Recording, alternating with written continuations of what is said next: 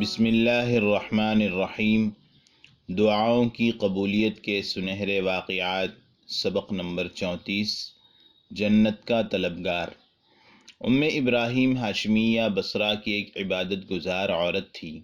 ایک مرتبہ رومی عیسائیوں نے بصرہ پر چڑھائی کر دی۔ بصرہ کے بڑے بڑے لوگوں نے لوگوں کو جہاد کی ترغیب دینے شروع کی۔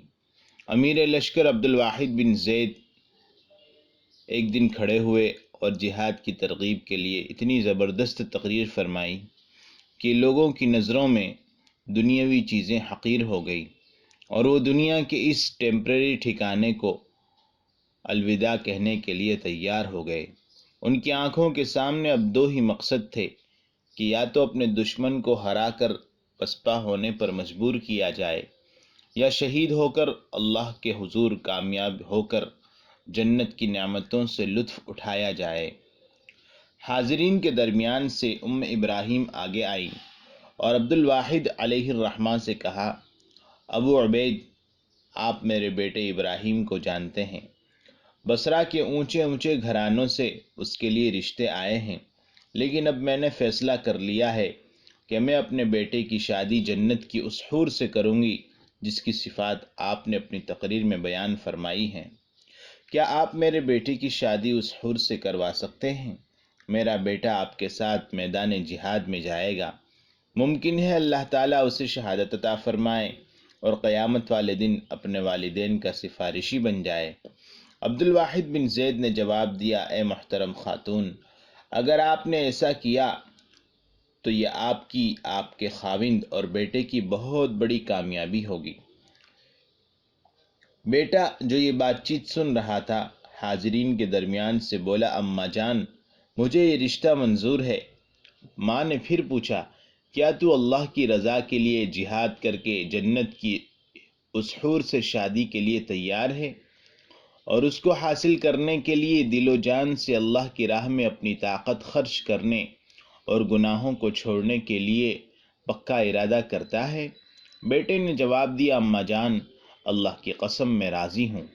پھر اس عورت نے اللہ تعالیٰ سے مخاطب ہو کر کہا، اللہم انی اشہدک انی قد زوجت ولدی ھذا من ھذہ الحوریۃ ببذل مہجتہ فی سبیلک وترک العودۃ الی الذنوب فتقبلہ منی یا ارحم الراحمین۔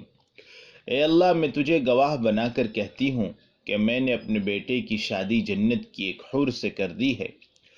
اس کو حاصل کرنے کے لیے یہ تیری راہ میں اپنی ساری طاقت خرچ کر دے گا اور گناہوں کی طرف کبھی نہیں لوٹے گا۔ اے ارحم الراحمین، مجھ سے یہ بیٹا قبول فرما لے۔ پھر وہ عورت اپنے گھر گئی اور 10,000 دینار لا کر ابو عبید کے حوالے کیے اور کہا، یہ میرے بیٹے کا حق مہر ہے، اس کو آپ جہاد میں خرچ کریں۔ پھر اس نے اپنے بیٹے کے لیے ایک انتہائی عمدہ گھوڑا اور قیمتی ہتھیار خریدے۔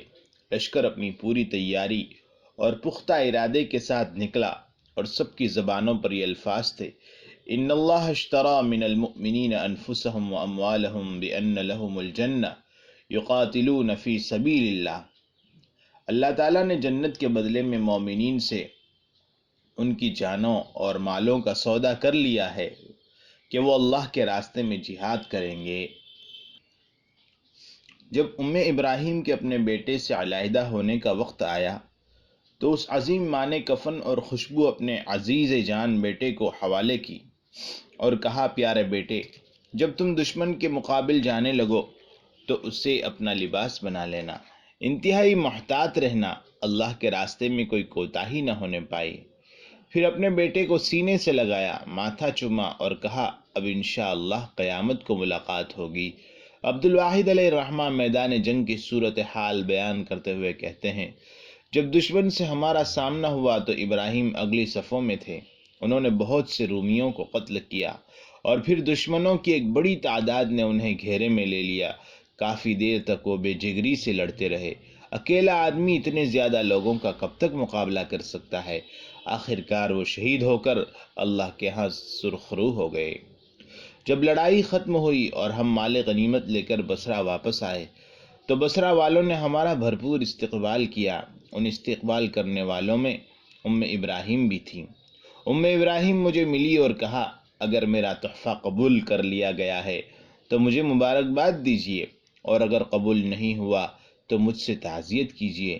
عبد الواحد نے جواب دیا آپ کا تحفہ قبول کر لیا گیا ہے، آپ کا بیٹا ابراہیم انشاءاللہ دوسرے شہیدوں کے ساتھ اللہ کی نعمتوں سے لطف اٹھا رہا ہوگا۔ ابراہیم نے اسی وقت سجدہ شکر ادا کیا اور قربانی کی قبولیت پر اللہ تعالیٰ کی تعریف بیان کی۔ اگلے دن ابراہیم میرے پاس آئی تو انتہائی خوش تھی۔ میں نے وجہ پوچھی تو اس نے بتایا میں نے گزشتہ رات خواب میں دیکھا کہ میرا بیٹا ابراہیم انتہائی خوبصورت باغ میں ہے، وہاں ایک ہرے رنگ کا انتہائی نفیس گنبد ہے، وہ ہیرے جواہرات سے جڑا ہوا ایک تخت پر بیٹھا ہے، اس نے سر پر ایک انتہائی خوبصورت تاج پہنا ہوا ہے۔ اس نے مجھے دیکھ کر کہا اماں جان خوش ہو جائیے، آپ کا دیا ہوا حق مہر قبول کر لیا گیا اور دلہن کو دلہا کے سپرد کر دیا گیا ہے۔